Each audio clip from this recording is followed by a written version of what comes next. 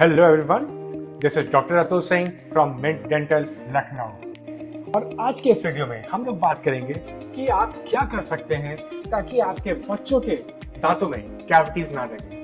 What can you do to prevent dental cavities in your child's teeth?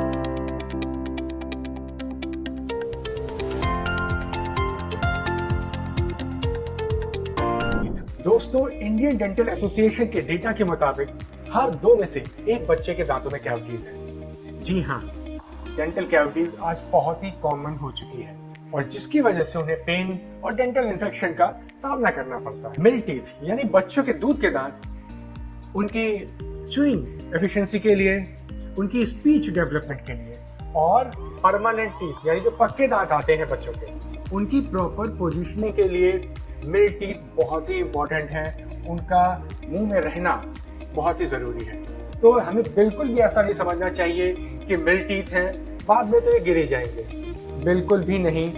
हमें इनकी care वैसे ही करनी है जैसे हम परमानेंट टीथ की करते हैं, पक्के दांतों की करते हैं। तो इस वीडियो में हम लोग बात करेंगे ऐसी कौन सी 3 चीजें हैं जो आप आज से स्टार्ट कर सकते हैं ताकि आपके बच्चों की स्माइल हमेशा बनी रहे और उन्हें डेंटल पेन और डेंटल इन्फेक्शन का सामना ना करना पड़े। तो पहली और सबसे जरूरी चीज जो हमें देखनी है वो है रेगुलर ब्रशिंग। जी हाँ, जब भी पेशेंट हमारे पास आते हैं और बताते हैं कि उनके बच्चों के दांतों में कैविटीज लग गए हैं, काफी सारे दांत हैं जो सड़ गए हैं, डिकेड हो गए हैं, तो कॉमनली जब हम उनसे सवाल पूछते हैं तो बताते हैं कि वो ब्रशिंग रेगुलर नहीं करते हैं। कभी कभी वो मिस कर देते हैं, कभी बच्चा सही से टूथब्रश करवाता नहीं है। तो उनके वैरायटी ऑफ रीजंस होते हैं जिसकी वजह से वो ब्रशिंग रेगुलर नहीं होती है। मे बी हफ्ते में 3 दिन वो कर रहे हैं, मे बी 4 दिन कर रहे हैं। दोस्तों, ये बहुत बड़ा फैक्टर है बच्चों के दांतों में कैविटीज लगने का, क्योंकि बच्चों के दांतों में कभी भी खाना फंसता है तो वो वहीं पड़ा रहता है। जनरली बच्चे टॉफीज बहुत खाते हैं, स्पेशली अगर आपका बच्चा 3 साल या उससे ऊपर का है तो आजकल बहुत ही कॉमन है बच्चों को टॉफी मिलना बहुत ही इजीली अवेलेबल हो जाती है, जो कि उनके दांतों से दिन भर चिपकी रहती है। बच्चे आजकल चिप्स खा रहे हैं, बिस्किट्स खा रहे हैं, जो कि इजीली अवेलेबल है। तो इन सब का नतीजा क्या होता है कि ये सब जो फूड प्रोडक्ट्स होते हैं ये बहुत ही स्टिकी होते हैं और ये दांतों से चिपके रहते हैं अगर हम इन्हें क्लीन नहीं करते हैं। और अगर साथ में रेगुलर ब्रशिंग नहीं हो रही है तो ये डेंटल कैविटीज का रीजन बनते हैं। जब बच्चे 2 साल या उससे छोटे होते हैं तब वो मिल्क फीडिंग कर रहे होते हैं और अगर आपने नोटिस किया होगा वो दूध उनके दांतों में फीडिंग के बाद भी लगा रहता है अनलेस एंड अनटिल आप उन्हें क्लीन करें। तो ये दूध भी दांतों के सड़ने का कारण बन जाता है। तो कोई भी फूड, चाहे वो मिल्क हो, चाहे वो कोई जूस हो या कोई फूड प्रोडक्ट हो जैसे बिस्किट, टॉफी, इनफैक्ट रोटी सब्जी भी अगर बच्चा खा रहा है और वो दांतों में लगा हुआ है तो वो डेंटल कैविटीज का कारण बनता है। इससे सिर्फ एक चीज बचा सकती है, दैट इज रेगुलर ब्रशिंग। तो हम लोग रिकमेंड करते हैं कि दिन में 2 बार ब्रश करें और जस्ट इन केस अगर ये पॉसिबल नहीं हो पाता है तो 1 बार तो मस्ट है ब्रश करना इन दी मॉर्निंग। और रात में सोने से पहले अगर बच्चा बॉटल फीडिंग कर रहा है या कुछ भी उसने स्वीट्स लिए हैं तो उसे कुल्ला करवाना मत भूलें। दांतों को कॉटन गेज से साफ करना ना भूलें और बिल्कुल भी इस बात का ध्यान रखें कि सोते समय बच्चों के दांतों में किसी तरह की कोई फूड प्रोडक्ट चिपका ना रहे। और अगर आपका बच्चा कोऑपरेट नहीं करता है ब्रशिंग में तो बिल्कुल भी घबराने की बात नहीं है, परेशान होने की बात नहीं है। धीरे धीरे बच्चे ब्रशिंग एक्सेप्ट कर लेते हैं और वो सीख जाते हैं कि उन्हें ब्रश रोज करना ही पड़ेगा और इसको स्किप करने का कोई ऑल्टरनेटिव नहीं है। हाँ, अगर उन्हें पता चलेगा कि उनके रोने से, उनके टैंट्रम करने से ब्रशिंग स्किप हो सकती है तो डेफिनेटली वो रोएंगे और टैंट्रम करेंगे ताकि पेरेंट आज के लिए ब्रशिंग एक बार फिर से स्किप कर दें। लेकिन आपको ऐसा बिल्कुल भी नहीं करना है। तो डेली ब्रशिंग होनी चाहिए। और अगर बच्चों के मल्टीपल टीथ में कैविटीज हो गई हैं तो याद रखें दिन में 2 बार ब्रश जरूर करें। यही एक तरीका है जो कि बच्चों के दांतों को 100% सेफ रख सकता है डेंटल कैविटीज से, डेंटल प्रॉब्लम से। जो दूसरी टिप हम अपने पेशेंट को देते हैं वो ये कि जो इनके स्टिकी फूड्स हैं। स्टिकी फूड्स मतलब बिस्किट्स, टॉफीज। अगर बच्चा स्वीट खा रहा है, लड्डू, पेड़ा और वैरायटी ऑफ स्वीट जो कि दांत में चिपक सकते हैं, तो उनको रात में सोने से पहले मत खिलाएं। अगर आपको खिलाना ही है तो शाम को खिला दें, दोपहर में खिला दें, इनफैक्ट सुबह भी खिला सकते हैं, लेकिन इन्हें रात में सोने से पहले मत खिलाइए। बिकॉज जस्ट इन केस अगर वो स्टिकी फूड दांत में चिपक जाता है तो रात भर वो वही दांत को खराब करने का काम करेगा, कैविटी बनाने का काम करेगा। तो अगर हम लोग इसे दोपहर या शाम को लेते हैं तो धीरे धीरे हम अज्यूम करते हैं कि वो सलाइवा यानी जो मुंह में लार बनती है उससे वॉश आउट हो जाएगा।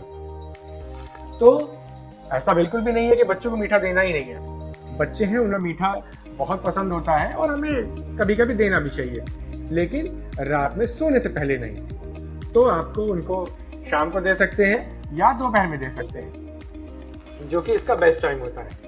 रात में सोने से पहले बच्चों को स्टिकी फूड बिल्कुल भी मत दीजिए। और इसी चीज से रिलेटेड एक और पॉइंट है कि जब भी बच्चे स्वीट की डिमांड करते हैं तो आप इन्हें ये बार बार मत दें, फ्रीक्वेंटली मत दें। कोई भी मीठा देना है आप दिन में एक बार डिसाइड कर लीजिए, मे बी शाम को, मे बी दोपहर में, वो उसी टाइम दीजिए। ऐसा बिल्कुल भी नहीं करना है कि सुबह बिस्किट दिया, शाम को टॉफी दी और सोने से पहले एक बार मिठाई दे दी। क्यों? क्योंकि जो दांत को खराब करने का काम मीठा करता है, उसमें जो सबसे बड़ा फैक्टर होता है वो फ्रीक्वेंसी का होता है, यानी आप कितनी बार दे रहे हैं।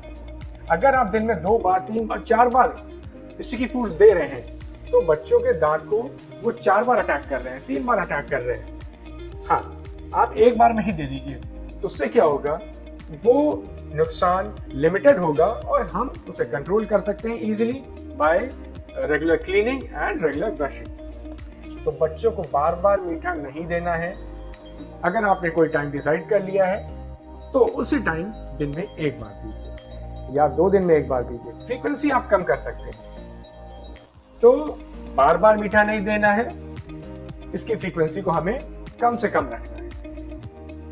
थर्ड टिप जो हम देना चाहेंगे और जो कहीं ना कहीं पेरेंट को भी पता ही होती है कि उन्हें रेगुलर डेंटल चेकअप करवाना चाहिए बच्चों का, और वो भी जनरल डेंटिस्ट से नहीं, पेडियाट्रिक डेंटिस्ट से। जी हाँ, बच्चों के डेंटिस्ट जो कि स्पेशलाइज्ड होते हैं बच्चों के टीथ देखने के लिए। तो हमें बच्चों का डेंटल चेकअप फ्रीक्वेंटली करवाना चाहिए। और जैसा कि मैंने लास्ट वीडियो में बताया था, जब बच्चा 1 साल का हो जाए तो डेंटल चेकअप जरूर से जरूर हो जाना चाहिए। भले ही बच्चों के दांत में कोई कैविटी लगी हो चाहे ना लगी हो, एक डेंटल चेकअप करवाना अच्छी हैबिट को स्टार्ट करता है। क्योंकि एज अ पेरेंट कई बार हमें पता नहीं चल पाता है कि बच्चों के दांतों में कोई कैविटी स्टार्ट हो रही है, कोई डेंटल प्रॉब्लम स्टार्ट हो रही है। हमें तभी पता चल पाता है जब कैविटी का साइज बहुत बढ़ गया हो, बच्चों को पेन स्टार्ट हो गया हो या कभी स्वेलिंग आ गई हो, और तब तक देर हो चुकी होती है।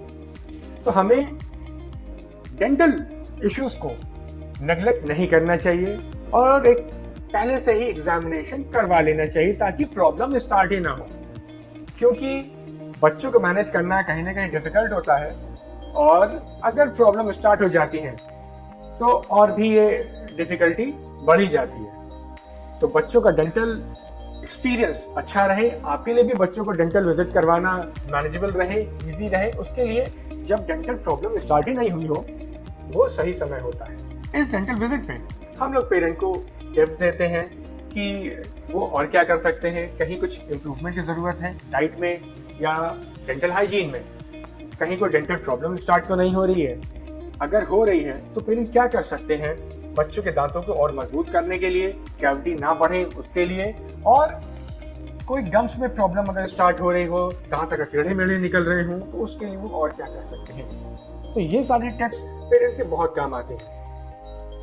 तो ये सब हमें तभी पता चलेगा जब हम सही समय पे बच्चों को डेंटल क्लिनिक पे ले जाएं, पीडियाट्रिक डेंटिस्ट से उनका एग्जामिनेशन करें। तो अगर आप ये 3 डेंटल टिप्स फॉलो करेंगे तो हमें उम्मीद है आपके बच्चे के दांत बिल्कुल सेफ रहेंगे, हेल्दी रहेंगे, स्ट्रांग रहेंगे और उन्हें फ्यूचर में डेंटल कैविटीज की कोई प्रॉब्लम नहीं। Till then, this is Dr. Atul Singh from Mint Dental. Bye bye and take care.